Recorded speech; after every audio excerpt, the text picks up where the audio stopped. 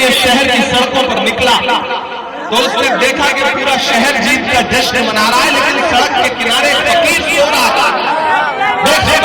चादर तान के सिकंदर को गुस्सा आया। सिकंदर अपने घोड़े से उतरा और फकीर के पास गया और उसके पास जाकर के उसे जोर से लात मारी और लात मार के कहा कि तूने फकीर, मैंने शहर जीत लिया, शहर जश्न मना रहा है, लोग जश्न मना रहे और तू सो रहा है।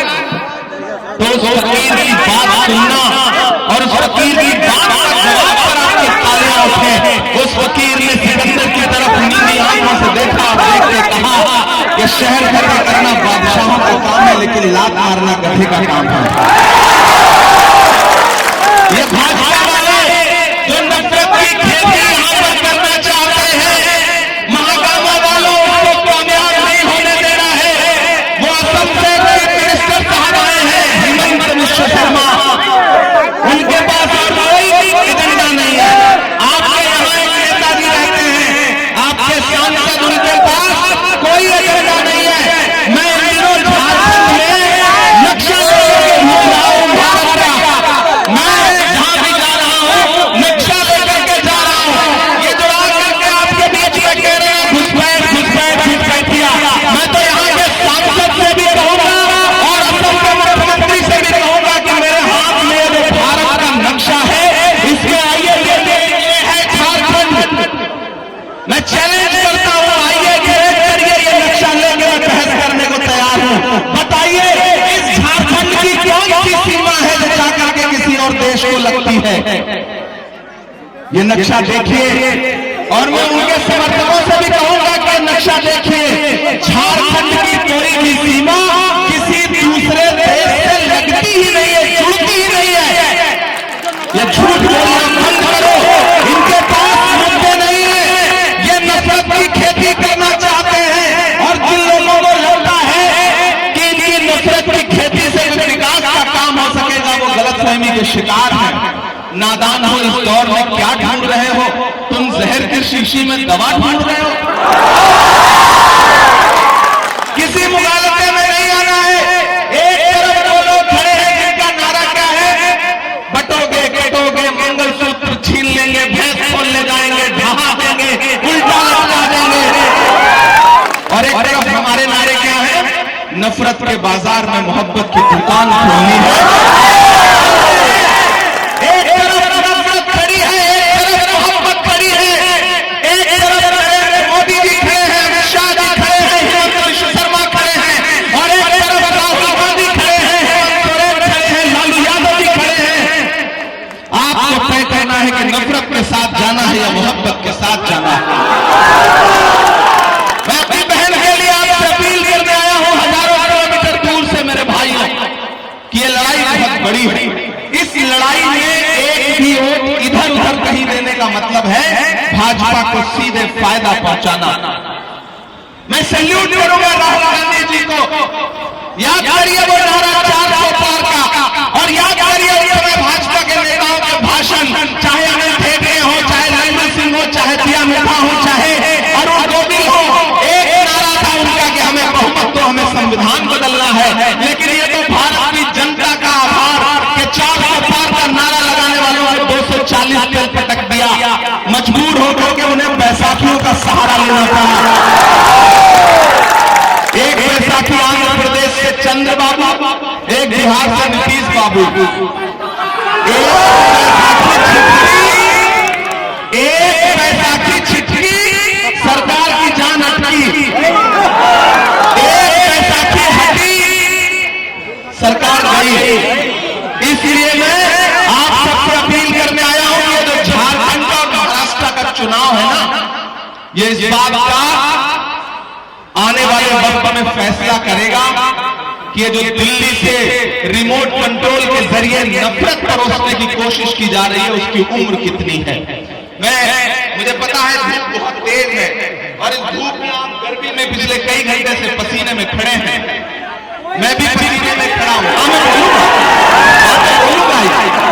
नया पाने की चाहत में पुराना छूट जाता है।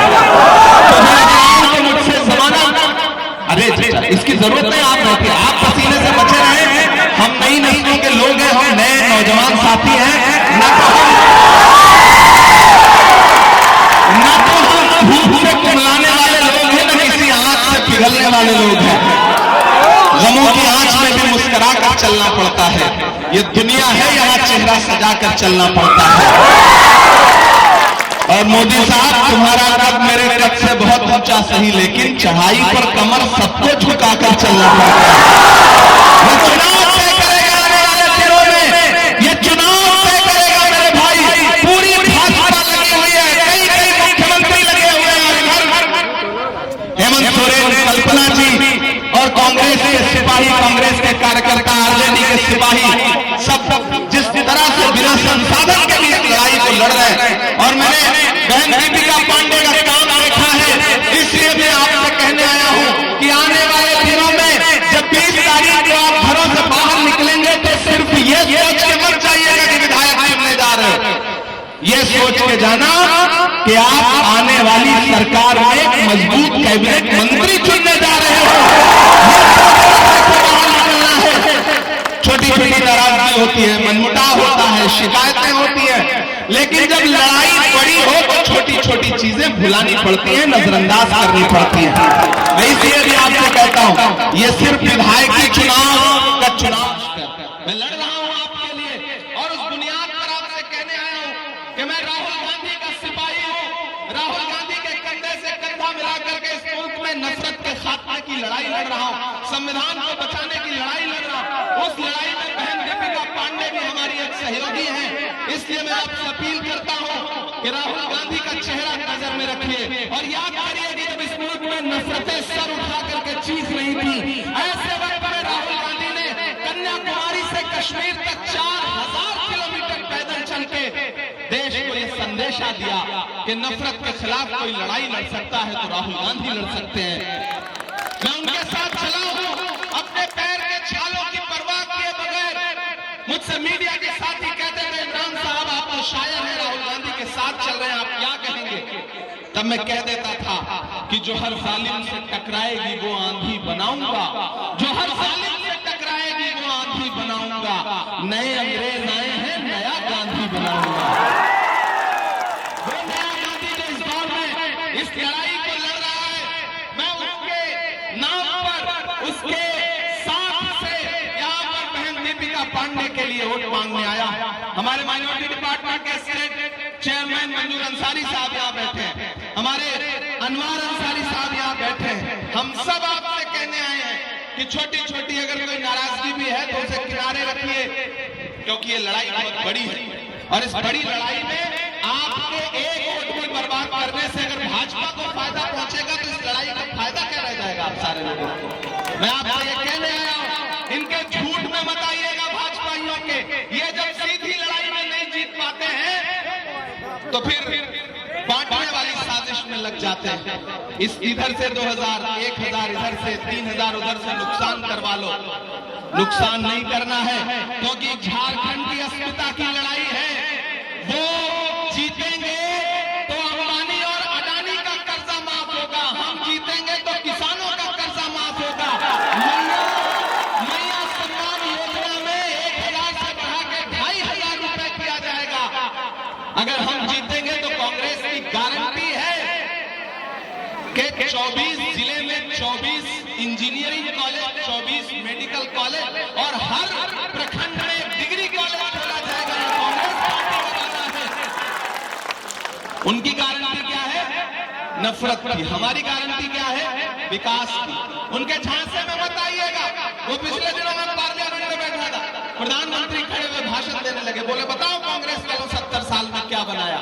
मैं खड़ा हुआ, मैंने बताना शुरू किया, तब तक मल्लिकार्जुन खड़गे जी बैठे थे, बोले इमरान मत बताओ, जो बताओगे ये उसको भी बेच देंगे, इनका काम सिर्फ बेचना है। मत बताओ इनको, जो बताओगे उसको बेच देंगे। ये भाजपा के लोग, यहाँ के सांसद को असम का मुख्यमंत्री आकर के हिसाब मांगता है कि 70 साल का हिसाब तो कांग्रेस वालों। अरे महागामा वालों, अब जब आए वो हिसाब मांगे तो उनसे कहना कि अरे भाजपा वालों, तुम्हें किस मुंह से हिसाब मांगने का अधिकार है? जो सरकार अपना चलाया हुआ 2000 का नोट 7 साल नहीं चला सकी, वो हमसे 70 साल का हिसाब मांगती है। ये झूठे लोग हैं। झांसे में नहीं आना है। मैं तो पार्लियामेंट में खड़ा होकर के इनसे सवाल पूछता हूं। याद है इनका नारा? भाइयों बहनों, देश के खजाने की चाबी मुझे सौंप दो, मैं चौकीदारी करूंगा, देश नहीं लूटने दूंगा। याद है इनका नारा? लेकिन मैं इन दिनों देश भर में जहां जाता हूं उनसे सवाल पूछता हूं कि कहां सोया है। अब लग रहा है कि मैं महागामा में खड़ा हूं, यहाँ के जिंदादिल लोगों के बीच में खड़ा हूं। उधर जो सड़क पर खड़े हैं उनका भी समर्थन मिलेगा, उधर जो छतों पर है उस तरफ लाए, सबका समर्थन मिलना चाहिए। कहां सोया है चौकीदार, कहां सोया है चौकीदार, विजय माल्या के नीचे से हो गया फरार। कहां सोया है चौकीदार।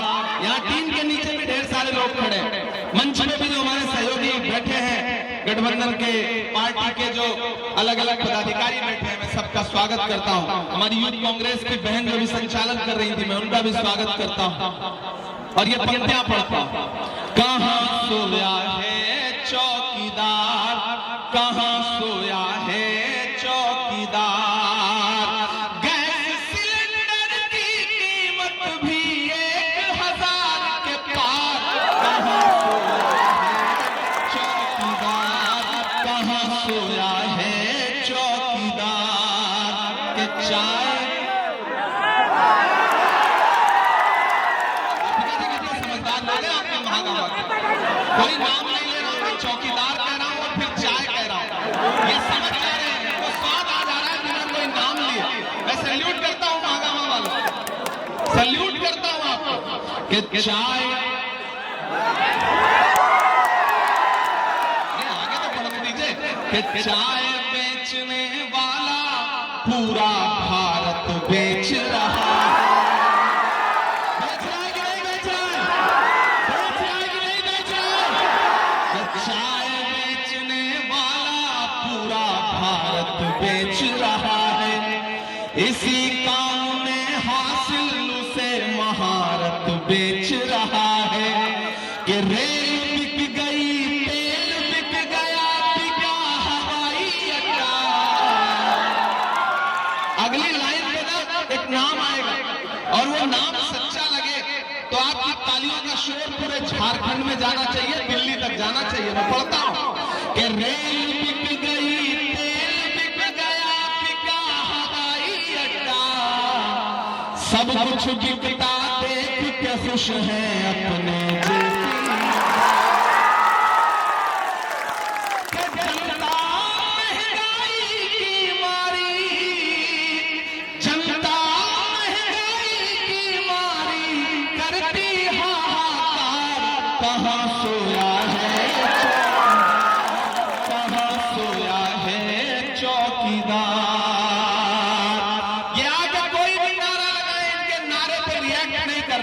झांसे में नहीं आना है।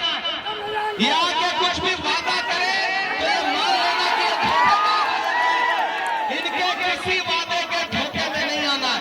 इन्होंने नारा शुरू में क्या लगाया था? बहुत ही महंगाई की मार अब की बार मोदी सरकार। याद है नारा 2014 में?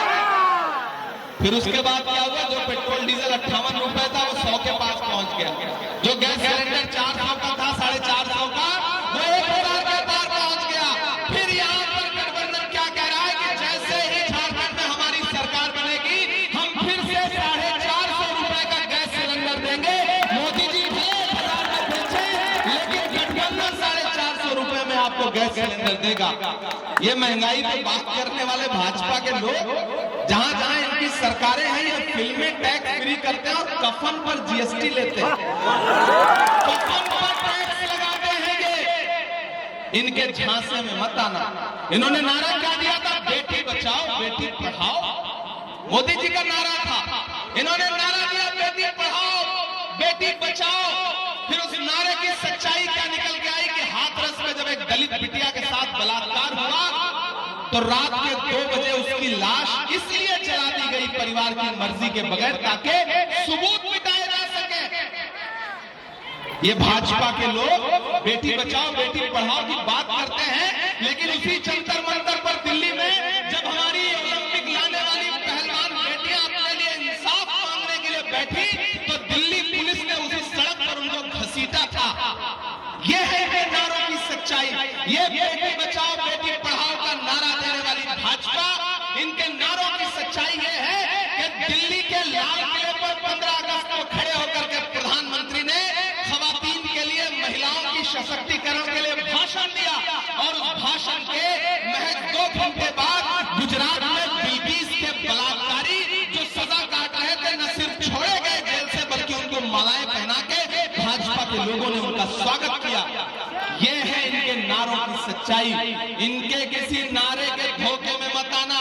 ये वोट मांगने आए तो बस इनसे ये कहना कि तुमने हमारे आदिवासी समाज के लोकप्रिय मुख्यमंत्री, एक आदिवासी समाज के बेटे को जो 5 महीने जेल में रखा है ना, ये चुनाव उसका बदला लेने का चुनाव है। तुमने जो नफरत की खेती की है, तुमने जो झारखंड के लोगों का बार बार अपमान किया, उन्हें घुसपैठिया बता करके ये चुनाव उसका बदला लेने का चुनाव है कि जख्म पर जख्म खा के निकले हैं, हाँ मगर मुस्कुरा के निकले हैं।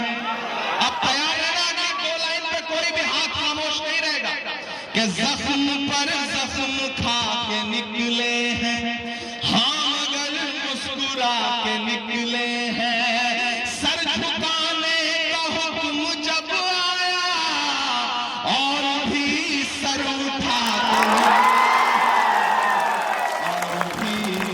सर उठा के निकले हैं और भी सर उठा के निकले हैं।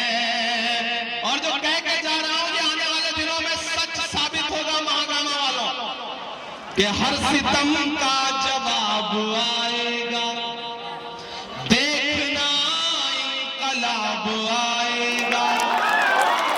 और अगली जो 2 लाइन है ना, उसमें से छतों पर टीन के नीचे इस तरफ जहां भी जो लोग खड़े हैं, सच में आपकी तालियों का शोर दिल्ली तक जाना चाहिए, आसमान तक आपकी तालियों का शोर जाना चाहिए। इमरान जो बोलने जा रहा है कि हर सितम का जवाब आएगा, देखना इंकलाब आएगा।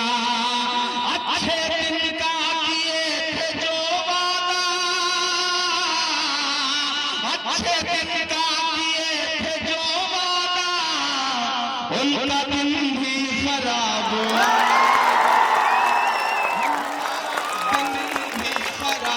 आएगा।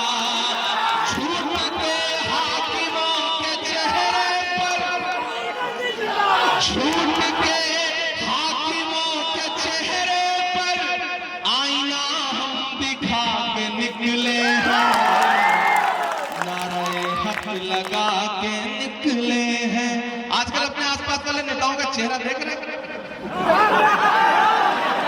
असम से, यहां से अजीब सी बेचैनी है चेहरे। तभी हम इस तरह पढ़ रहा हूं कि हम तो निकले हैं मुस्कुराते हुए। देखिए कितनी सहजता है। दीपिका जी हंस रही है, मैं हंस रहा हूं कि हम तो निकले हैं मुस्कुराते हुए और वो तिल मिला के निकले, लगा के निकले हैं, जख्म पे जख्म खा के निकले हैं, हाँ मगर मुस्कुरा के निकले हैं। सर झुकाने का हुक्म जब आया और भी सर उठा के निकले हैं, और भी सर उठा के निकले हैं। कि झूठ को नापसंद करते हैं, सच का नारा बुलंद करते हैं। अपनी जिंदगी बता रहा हूं कि सच का नारा बुलंद करते हैं, झूठ को नापसंद करते हैं। हाकिमे वक्त से अदावत है, हाकिमे वक्त से अदावत है, वो हमें कम पसंद करते हैं, वो हमें कम पसंद करते हैं। इन अंधेरी एक दिया हम जला के निकले हैं, जख्म पर जख्म खा के निकले हैं, हाँ मगर मुस्कुरा के निकले हैं। आने वाली 20 तारीख को घरों से बाहर निकलना एक भाई एक बहन के लिए आपसे अपील करने आया है, और मुझे पूरा यकीन है कि आप मेरे आने को मायूस नहीं करेंगे। उठाइए अपना एक एक हाथ, जहां भी है जैसे भी है, उठाइए अपना एक एक हाथ, मुझे यकीन दिलाइए दीपिका पांडे को जिता लेना, दीपिका को जिता लेना, 20 पर जा देना, हाथ से बंदे को कदम दबा देना, गठबंधन की सरकार बना देना। शुक्रिया महादामा।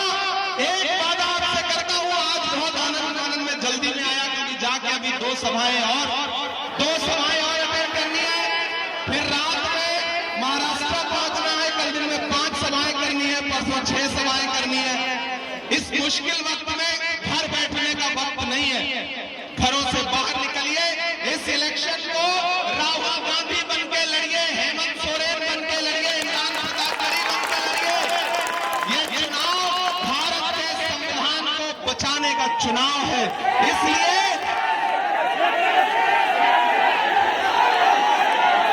देखिए, शायरी सुनाने के लिए मेरी दीपिका जी से बात हुई है। 23 नवंबर को रिजल्ट आएगा, 23 नवंबर को रिजल्ट आएगा।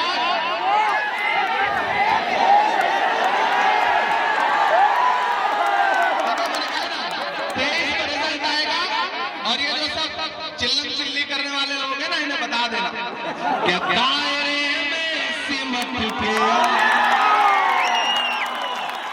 मैंने कहा ना 23 को रिजल्ट आएगा, उसके बाद आपसे वादा करके जा रहा हूं कि दायरे में सिमट के आएगा, हर रवायत से हट के आएगा।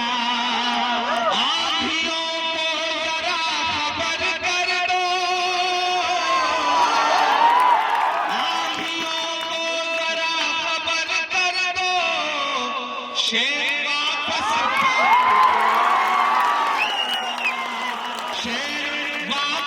पलट के आएगा।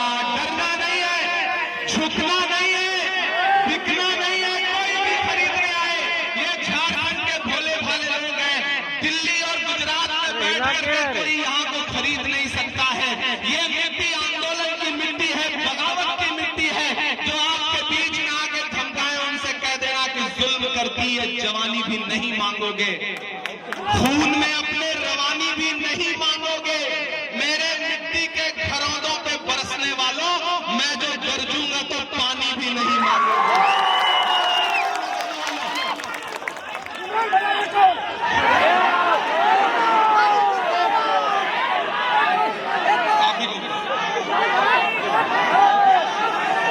देखिए, बाकी जो नज़्मों की बात हुई है ना, वो 23 के बाद रिजल्ट आ जाएगा, ये जीत जाएंगे तो फिर इंशाल्लाह इसी में मैदान में यहाँ उतरेगा और आपको बहुत सारी शायरी सुनाऊंगा।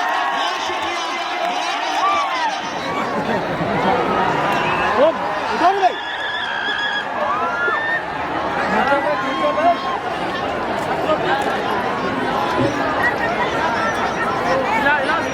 वही है ना, वही डिस्टर्ब है। छोड़ दीजिए, छोड़ दीजिए, छोड़ दीजिए।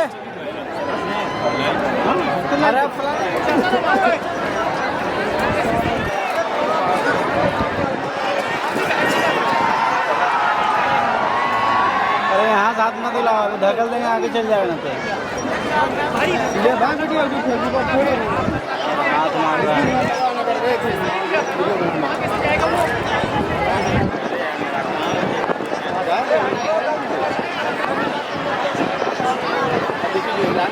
और सांसद और हाथ इलाके मंदिर करते हुए एक से 6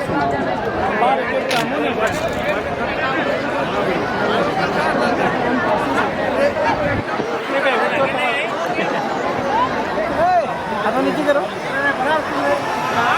फिर ऊपर कर रहा है। अपना वीडियो बनाएंगे। अरे तो पीछे से आके बनाओ, उतना हेलीकॉप्टर जहाँ उड़ा रहा है।